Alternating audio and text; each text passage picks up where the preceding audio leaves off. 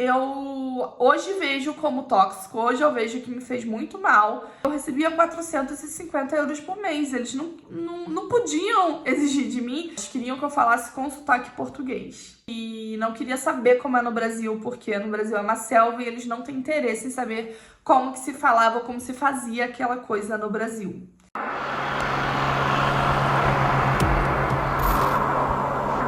E aí, galerinha do nosso canal? O vídeo de hoje é a continuação do vídeo de ontem. Então, ontem eu expliquei como conseguir um emprego em 3 dias em Portugal. Então, se você ainda não assistiu, corre lá pra assistir. E hoje é a continuação, tá bom? Somos a Silva Strip. Meu nome é Débora. Meu nome é Júnior, tá estranho. Dali é Emily. E o Noitia. A gente tá gravando alguns vídeos que a gente tá na estrada. E o vídeo que vai sair hoje aí pra vocês já foi gravado. E eu explicando como eu consegui emprego em 3 dias. Só que o vídeo ficou grande, eu fiz em 2 partes o relato de imigrante, gente. Então eu conto o meu início aqui em Portugal. E essa parte agora é mais pesada um pouco, né, amor? Essa parte agora eu explico as coisas que eu passei lá. E que só depois de um tempo em Portugal é que eu entendi que o que eu passei não foi tão saudável assim. O ambiente de trabalho não foi o melhor possível, como eu achava na época. Então continue aí com o vídeo e me diga aqui embaixo que mais relato de imigrante, o que mais vocês querem saber. E também mande para esse e-mail aqui a sua história pra gente contar aqui no canal. E eu vou falar por alto algumas coisas que eu passei ali dentro, que eu hoje vejo como tóxico, hoje eu vejo que me fez muito mal. Mas na altura eu só queria me encaixar, eu só queria me enquadrar aos padrões de uma empresa portuguesa e tendo uma oportunidade que era meu sonho, gente, que era fazer corretagem de imóveis. Tive muitas oportunidades de fazer formações pela empresa, a empresa é uma multinacional, então era formações com pessoas do mundo todo, eu viajei pela empresa, né, tive treinamentos assim excepcionais, então a estrutura da empresa era muito boa, as pessoas tinham muita boa vontade comigo no sentido de gostarem de mim, querer que dê certo, me ajudarem em muitos aspectos da minha vida, até pessoalmente, mas eles criticavam demais a minha forma de me vestir. E não era, gente, que eu tava indecente ou não estava apropriada. Eles achavam os tecidos que eu usava muito ralé. Gente, eu era pobre no Brasil, vim pra Portugal e ainda era pobre. Eu não tinha roupas de marca, eu não tinha tecidos caros, então eu usava roupas que a gente compra nas fast fashions do Brasil e do mundo, né? A minha loja até hoje é Primark, é Lefties, mas naquela altura eles começavam a criticar muito meus sapatos, que meus sapatos não eram de grife. Criticavam a minha roupa, às vezes de forma sutil, às vezes de forma direta. Eu sei que consultor imobiliário precisa passar uma imagem bonita e boa para os seus clientes, mas, gente, eram as roupas que eu tinha e eu recebia 450 euros por mês. Eles não podiam exigir de mim que eu trocasse meu guarda-roupa por roupas chiques, de tecidos caros do dia para noite. Eu acredito que eu tinha um bom gosto, eu ia apropriada, eu ia com roupa social, eu ia maquiada, eu ia com o meu cabelo bem arrumado, mas ainda não era o suficiente. Toda vez que eu chegava, virava piada alguma roupa minha. Isso não quer dizer que é preconceito com a minha nacionalidade. Isso só queria dizer que eles eram muito exigentes e eu não conseguia. E eles não conseguiam compreender que eu era recém-chegada em Portugal, que eu não tinha talheres em casa, que eu não tinha prato em casa. Então a minha prioridade era, no mínimo, ter o mínimo de conforto em casa para depois investir em roupas. Então isso foi um ponto. O outro ponto foi minha fala. Eles queriam que eu falasse com sotaque português. E eu não tinha noção o quanto isso era preconceituoso, o quanto isso iria me afetar. Porque uma coisa é eu saber que banheiro aqui se chama casa de banho. Uma coisa é eu saber que ônibus aqui se chama autocarro e falar essas palavras para me fazer entendida. Porém, eles criticavam as formas que eu conjugava os verbos, eles criticavam, porque eles têm uma forma diferente, tá, gente? As regras são as mesmas, mas a usabilidade do vocabulário é diferente aqui. Eles criticavam as palavras que eu dava, os adjetivos que eu dava às coisas para promover um imóvel, para conversar com o cliente. Eu fiquei lá 6 meses, eles nunca me deixaram fazer nenhuma reunião sozinha com o cliente, porque eles consideravam que a minha linguagem não era apropriada para falar com os clientes. E assim, entendo por um lado, porque eu estava em treinamento, mas as outras pessoas ficavam 1 mês só nesse treinamento e já tinham liberdade de marcar suas próprias reuniões, de fazer seus próprios eventos, e eu não tinha essa liberdade por ser brasileira. E eles acreditavam que eu era uma brasileira fora da curva, que eu era diferente, que eu era muito responsável, que eu era muito empenhada. E por causa disso, gente, eu virei consultora do RH. E não era remunerada pra isso não, tá? Eu virei consultora do RH porque todo o currículo de brasileiro que chegava lá e eles consideravam contratar, passava por mim antes. E eu achando que eu estava ajudando, hoje eu entendo que eu estava reforçando estereótipos. Por exemplo, eu fui chamada, talvez a pessoa está assistindo agora, que ela é minha amiga até hoje, tá? E na altura acho que ela não devia saber o porquê que eu estava presente na entrevista dela. Mas eu fui chamada para entrevista de outra brasileira para dizer o quanto o sotaque dela era ruim ou não para lidar com os clientes, porque ela é de uma outra região do Brasil. Eles consideram o sotaque do Rio de Janeiro um dos sotaques mais tranquilos para eles entenderem, mas ela era de outra região do Brasil, tinha um sotaque bem acentuado.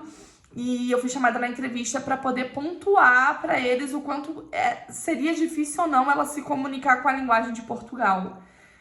E foi aí que minha ficha começou a cair de que eu só estava ali não porque eu tinha uma opinião legal sobre possíveis novos funcionários da empresa, mas para dar minha opinião como brasileira diferenciada, já que eles me consideravam diferente dos outros brasileiros, o que também me ofende.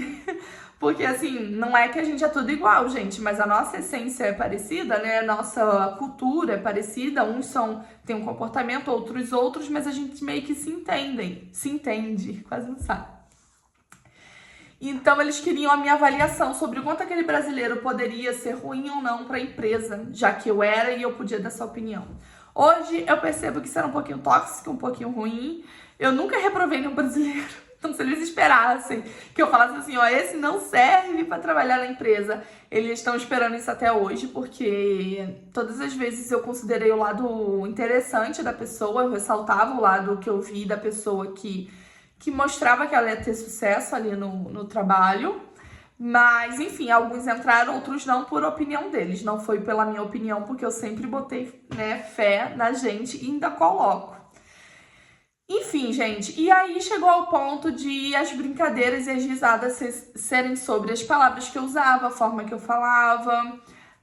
No começo é engraçado, depois de um tempo começa a ficar um pouco sem graça e depois de um tempo você percebe que eles só estão tirando sarro porque você é diferente mesmo e não estão interessados em aprender ou saber mais da sua cultura. Até que um colega de trabalho, ele é filho de português, mas nasceu em outro país colonizado por Portugal. Então ele cresceu nesse outro país, mas voltou para Portugal. Então, apesar dele ser imigrante, ele não se sente imigrante, sabe? Apesar dele ter começado a vida em Portugal depois de velho, como eu estava, ele ainda se sentia igual a todo mundo que começou a vida desde sempre aqui em Portugal. E tudo bem por isso. O problema é que eu conversando, contando alguma curiosidade do Brasil para alguma amiga minha de trabalho, que estava interessada, tá, gente? Porque, como eu te falei, eu tenho amigos até hoje dessa época. São pessoas que eu levo pra vida. Essa pessoa gritou comigo e falou que não queria saber como é no Brasil, porque no Brasil é uma selva e eles não têm interesse em saber como que se falava, como se fazia aquela coisa no Brasil. Pra mim foi um choque, né? Porque veio de outro imigrante, porque ele tem um sotaque diferente dos portugueses. A aparência, ok, é igual ao dos portugueses, porque ele é filho de 2 portugueses. Mas, peraí.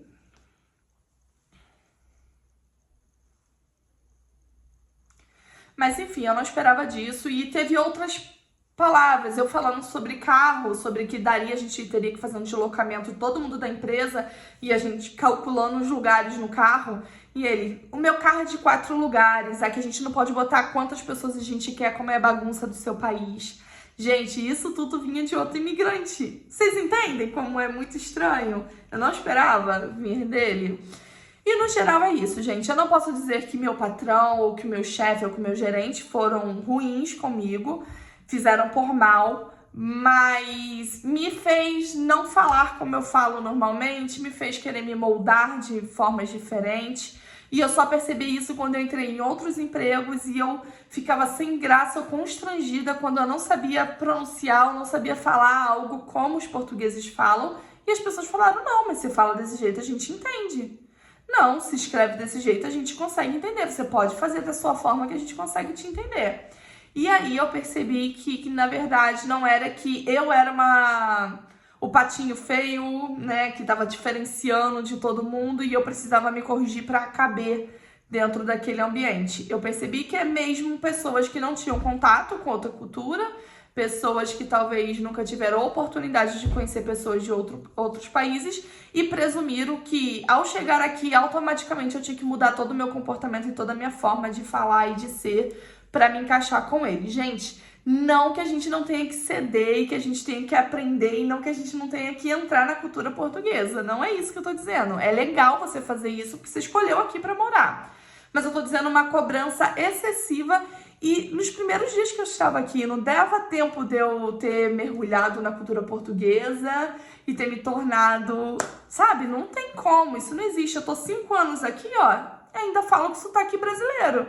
Claro que eu entendo hoje em dia muito mais o sotaque português, uso muito mais palavras da cultura portuguesa. Se forçar, sai um sotaquezinho ali ou aqui, mas é minha essência. São 30 anos que eu morei no Brasil, entende? Pra do nada eu mudar aqui e me tornar, enfim. E foi em outras empresas que eu percebi que o que eu passava ali naquela imobiliária não era comum de se passar, não era suposto que todo imigrante passasse. Mas a história dessas outras empresas que eu passei aqui em Portugal, vocês vão ver em outros relatos de imigrante. Então se inscreva no canal e deixa o seu like se você não quer perder. Se você tem uma história interessante para contar, manda aqui para o contato@bora-te-da-fora. Já estamos selecionando as próximas histórias que vai aparecer aqui. Então se você quer aparecer no canal através da sua história, seja anonimamente ou a gente falando quem você é, manda aqui o e-mail pra gente, tá bom? Mas só pra dar um spoiler, aqui em Portugal eu já fui até a calibradora de tripa. Então, se você quer saber mais sobre esses outros empregos inusitados que eu passei, não esquece de se inscrever e ativar o seu sininho, tá bom? Um grande beijo e até o próximo vídeo. Tchau!